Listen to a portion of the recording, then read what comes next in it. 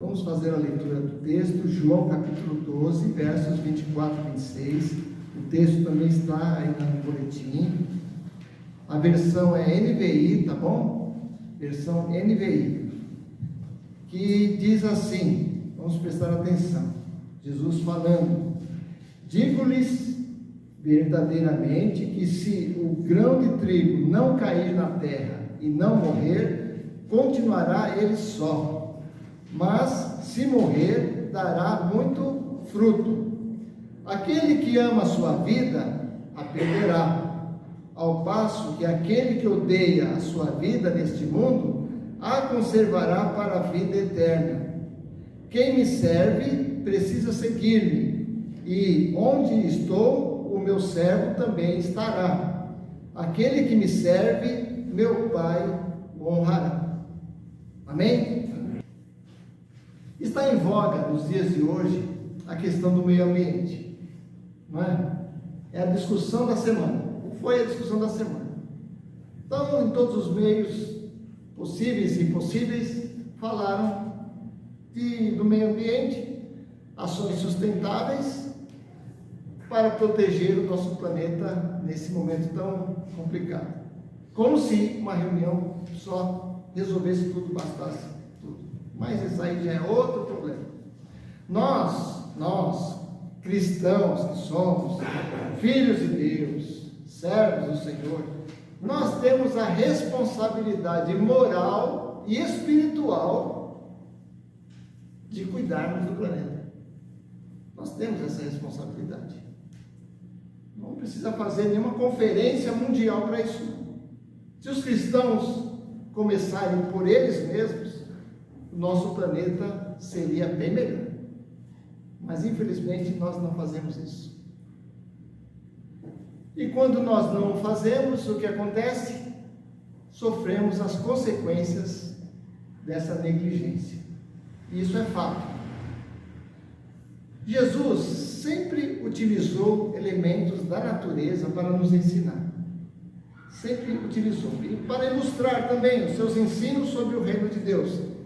Daí os ensinos das parábolas, as ilustrações, coisas que nós já sabemos até, de cor e salteado. Mas naquele tempo foi necessário para que aqueles homens, aquelas pessoas da sua época pudessem absorver os seus ensinamentos. E essa parábola do grão de trigo é uma parábola muito interessante. Essa mensagem, essa palavra de Jesus fala de algo parecido com a fecundação, ou seja, o ser humano, seja em qualquer área, né? O ser humano necessita do cuidado da terra para se alimentar. Já pensou se não existisse ali as fazendas, as plantações, o agronegócio? Já pensou se não existisse nada disso? Como nós faríamos? Lá no passado, as pessoas plantavam em seus quintais, né, em suas pequenas terras. Hoje já não tem mais isso. Nem terra não tem, é tudo cimento. Então, nós precisamos disso, e Jesus sabia muito bem, e para a semente prosperar, ela tinha que ter uma terra fecunda. Daí vem a parábola do semeador. O semeador saiu a semear, jogou a semente em um determinado lugar, e em algum lugar fecundou, produziu frutos, no outro não, porque uns caíram em pedras, outros caíram em espinhos e foram sufocados e perderam toda a sua essência. Então, os judeus na sua época conheciam muito bem isso. Talvez hoje, nós aqui da cidade, leigos no assunto, não saibamos a profundidade desse ensino, mas eles conheciam muito bem. Então, é da terra que vem os alimentos, os frutos, os grãos, os cereais necessários para a nossa subsistência. No texto aqui, o que estava acontecendo? Jesus estava ensinando aos judeus, mas apareceram ali naquele momento alguns gentios, alguns gregos, que queriam ver Jesus. Gregos prosélitos, gregos crentes, vamos dizer assim, né? É até muito estranho isso, porque na época, poucos aderiam ao judaísmo. Gentios que abraçaram o judaísmo e se interessavam por isso.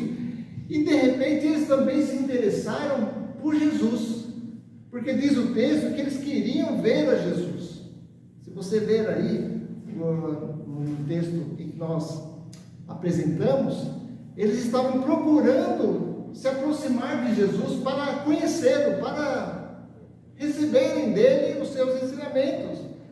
E esse pedido é muito significativo, porque Jesus, ele não somente falou para os judeus na sua época, mas também falou para todos os povos.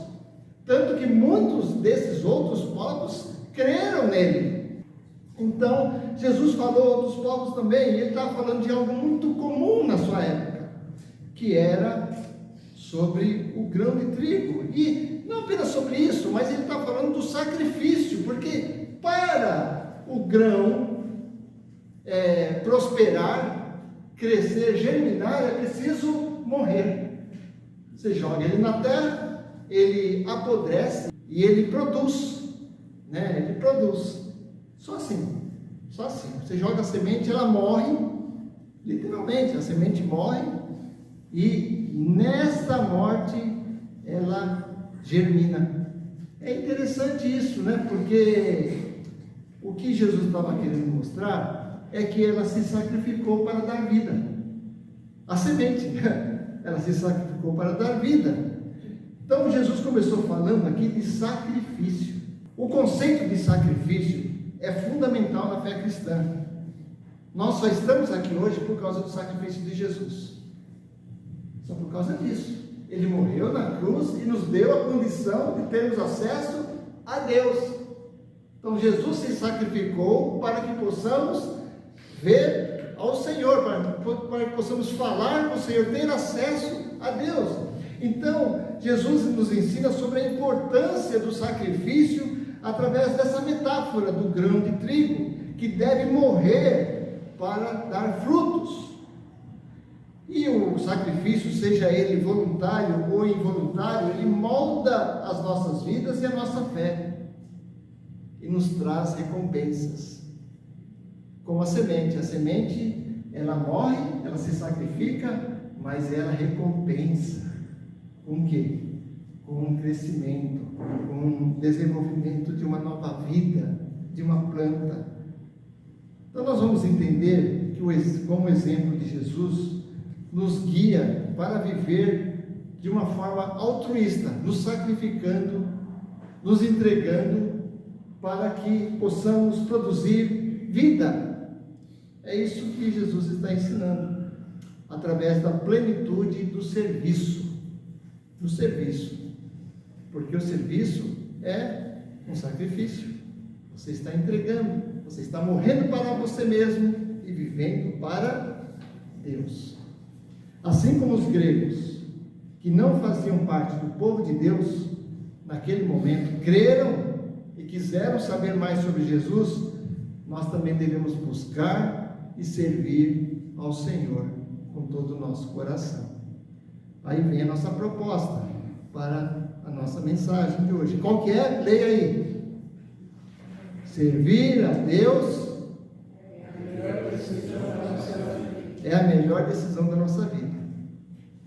Será? Será mesmo?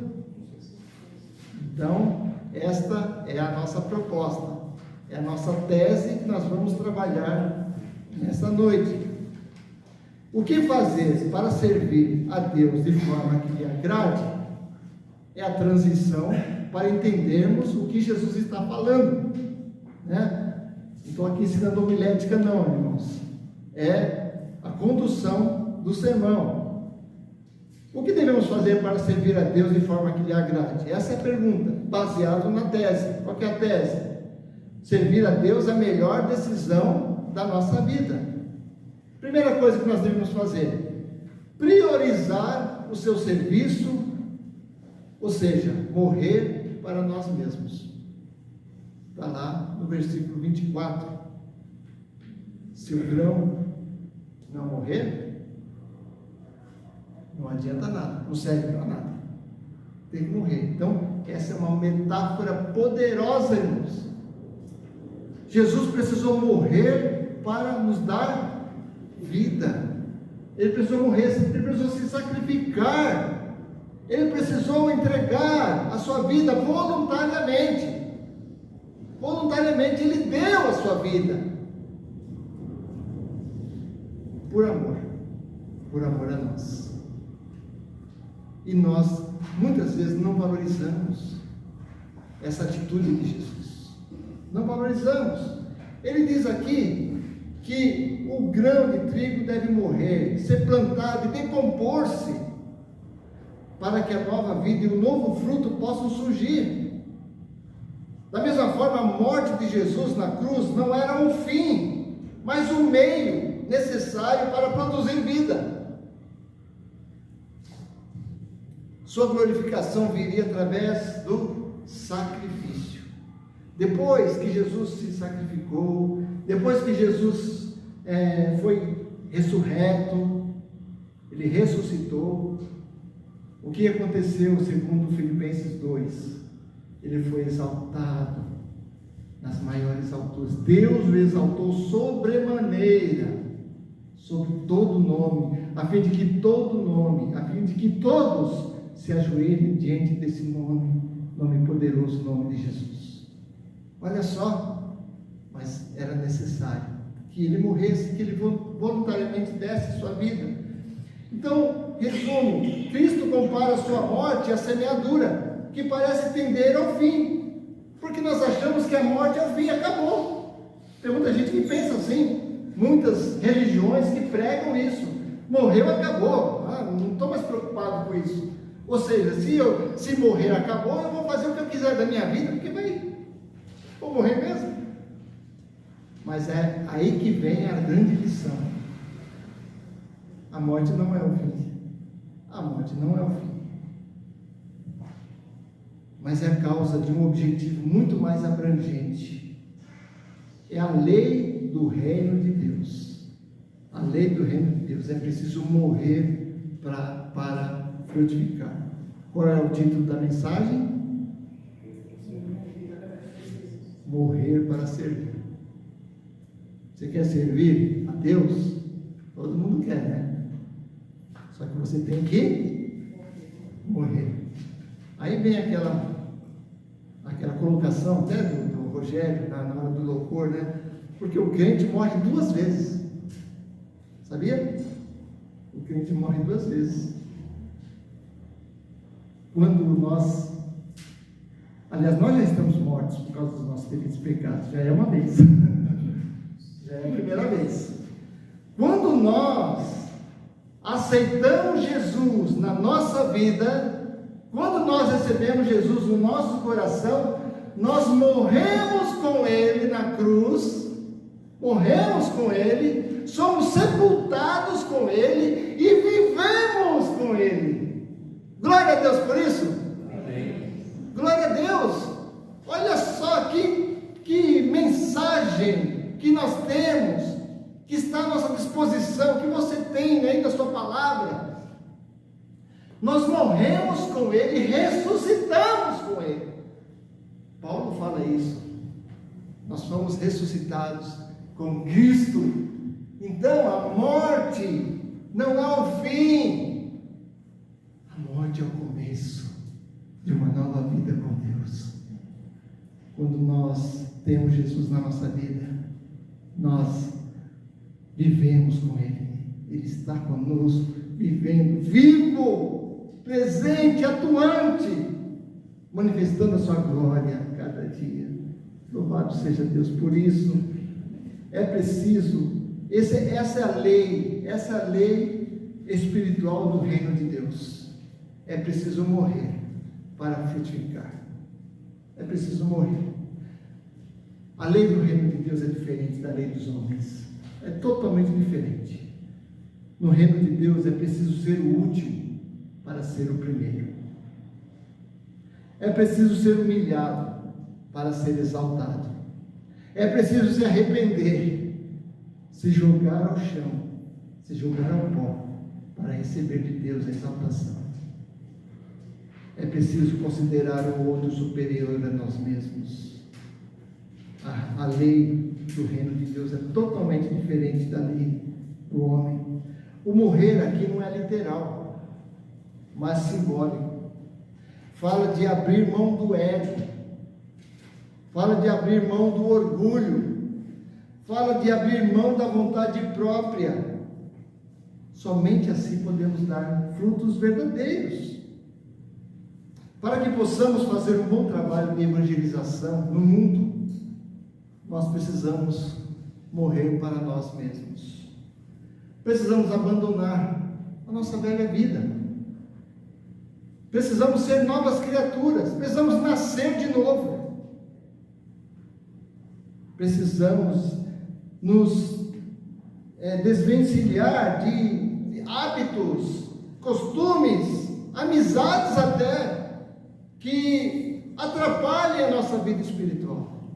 Sim, tudo aquilo que nos afasta de Deus.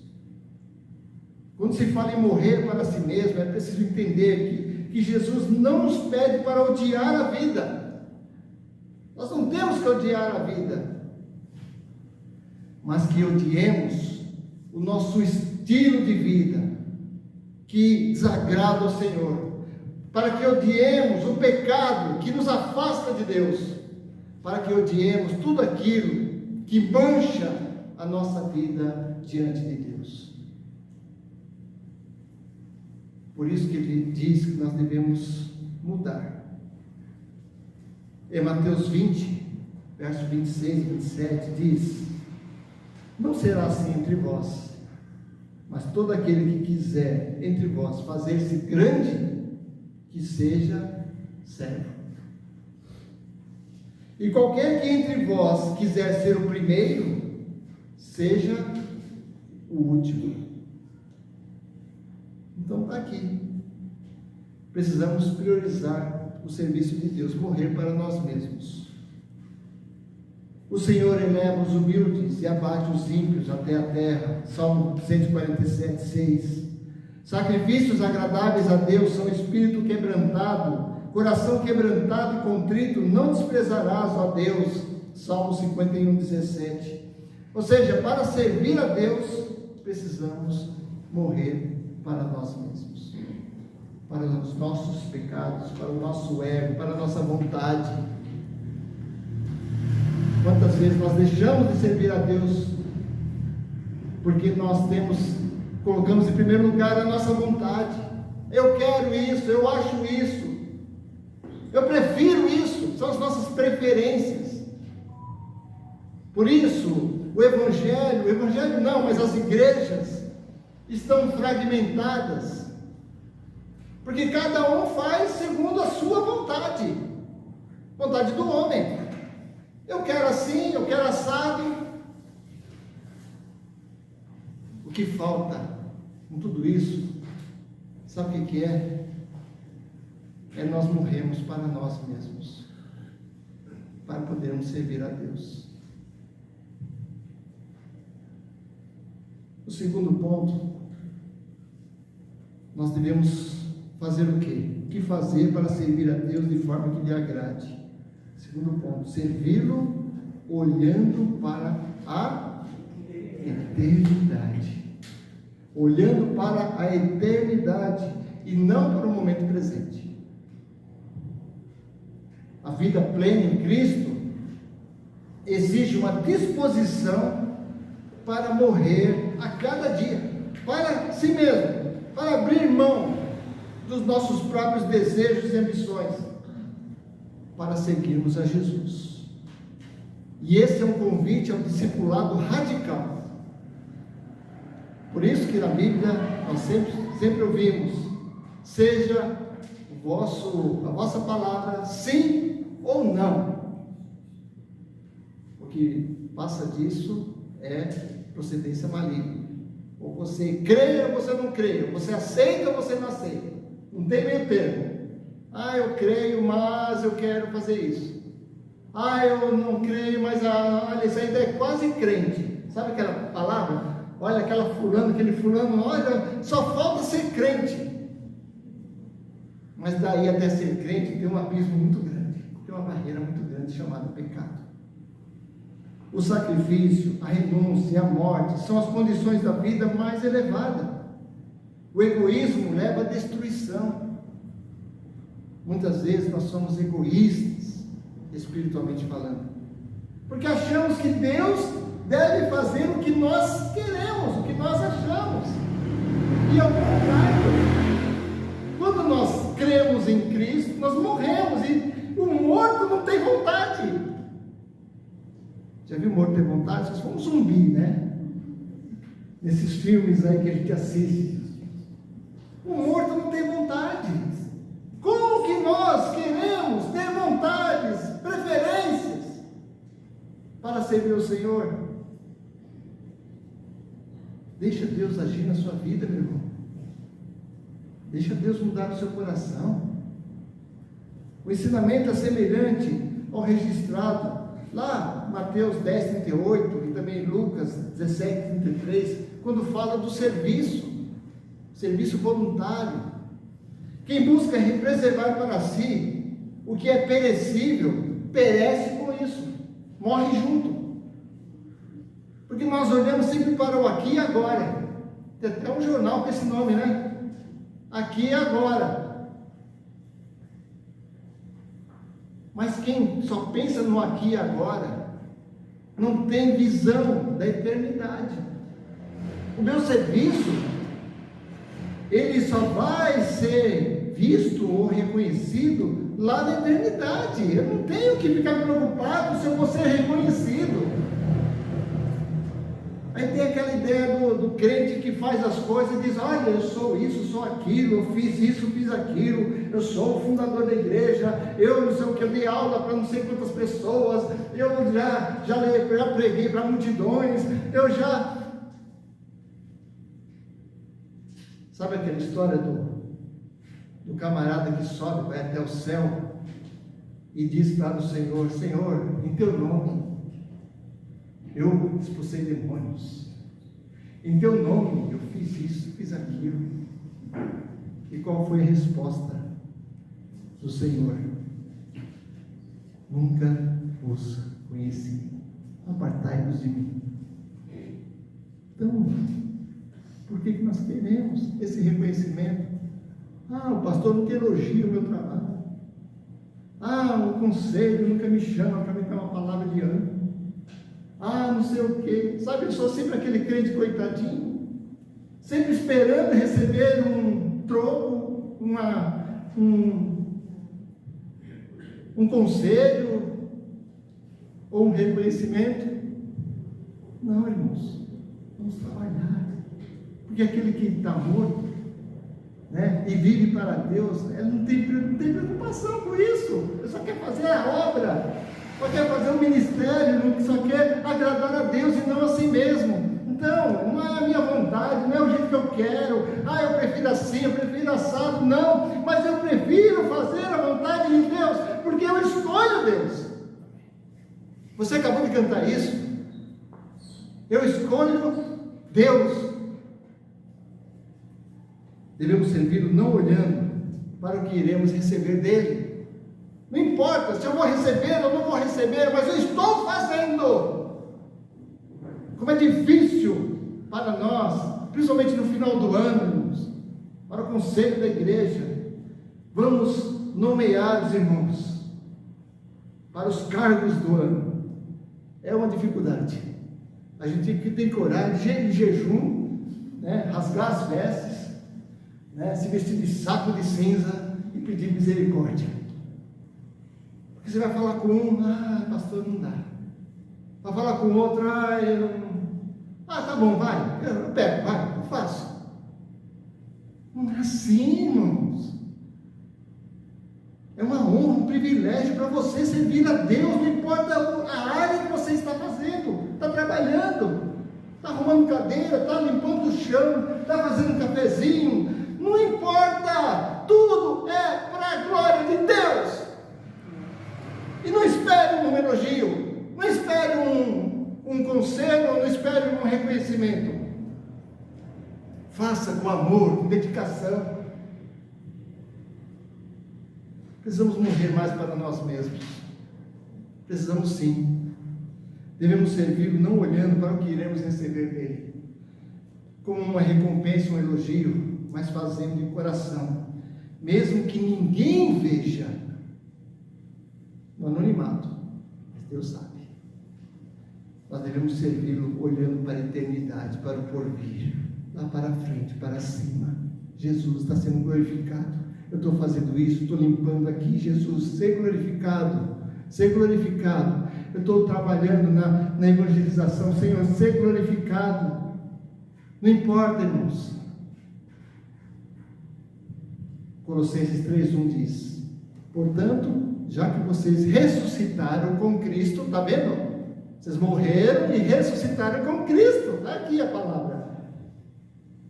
Já que vocês ressuscitaram com Cristo, procurem as coisas que são da onde? Do alto, onde Cristo está, assentado à direita de Deus. Amém, irmãos? Amém. E o terceiro ponto, porque o que fazer para servir a Deus de forma que lhe agrade? Seguir os passos de Jesus como exemplo para servir. Seguir os passos de Jesus. Versículo 26.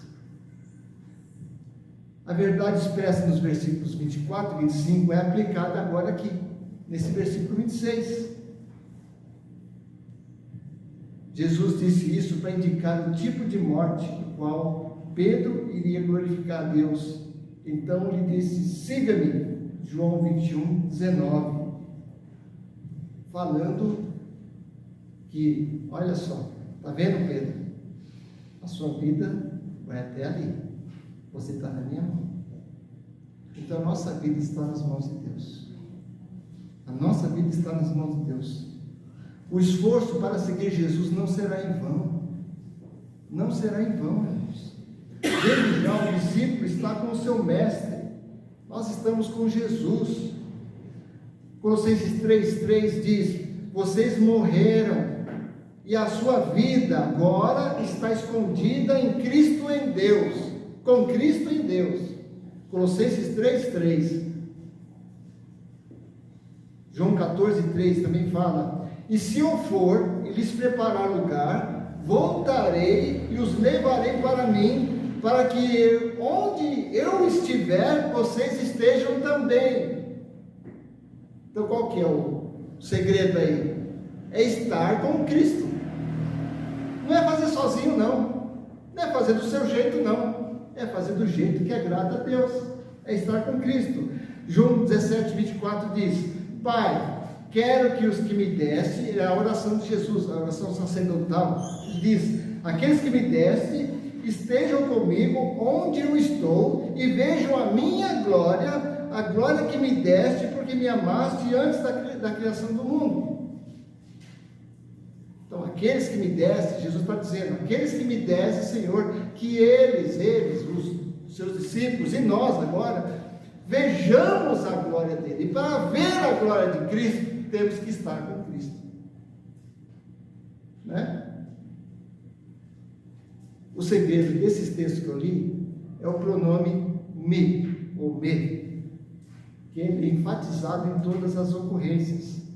Aqueles que me destes, né?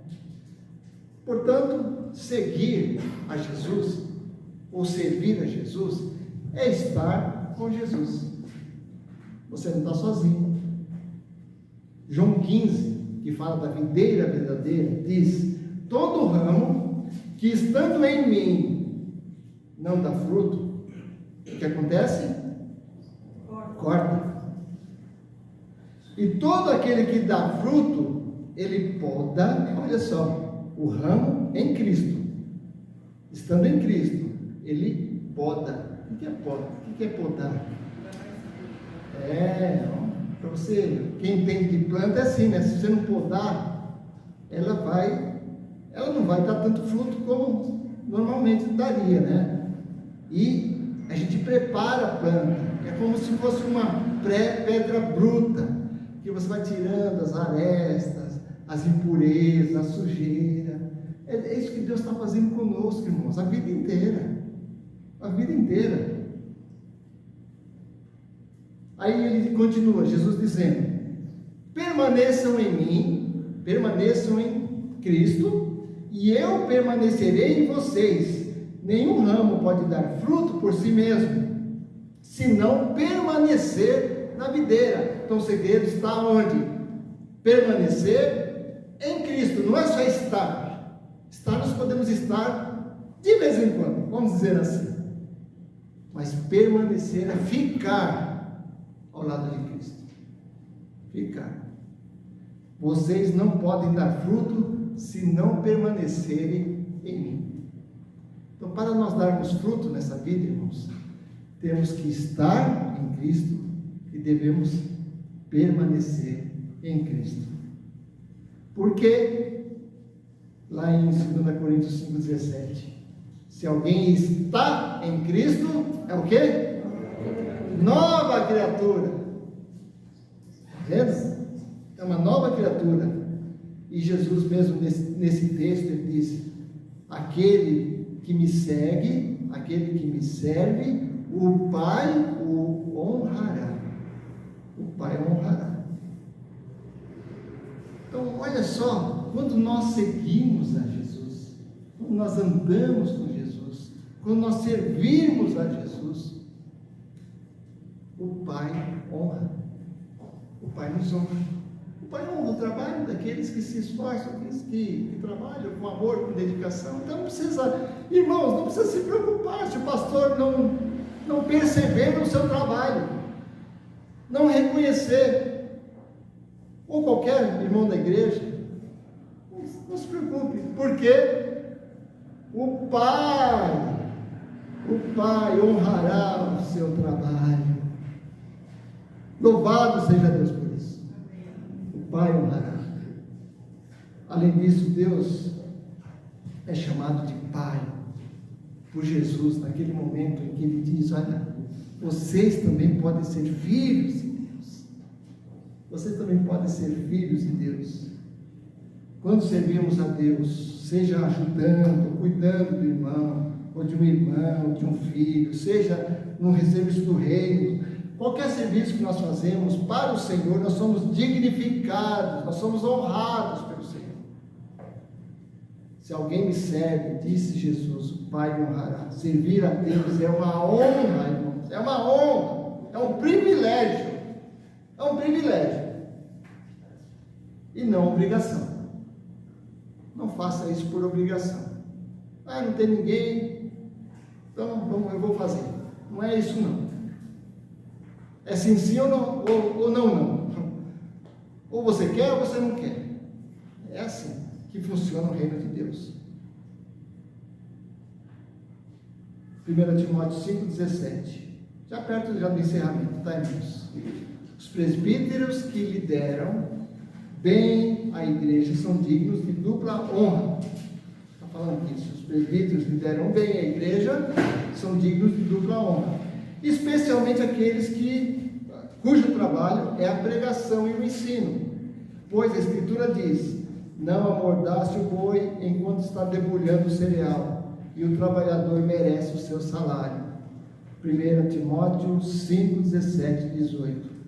Aqueles que trabalham, estou falando aqui apenas dos presbíteros, mas todos que trabalham na obra com amor, com dedicação, com atenção, Deus honra e são dignos de dupla honra, diz aqui a palavra de Deus. E vamos à nossa conclusão. Precisamos morrer para servir. Morrer para a nossa carne, nossos desejos e pecados, e servir ao Senhor com integridade. Que possamos guardar essa mensagem no nosso coração, irmãos. Como eu falei, peguem o texto, estudem durante a semana, Vamos conversar domingo que vem na escola dominical. E que Deus assim nos abençoe em nome de Jesus. Amém?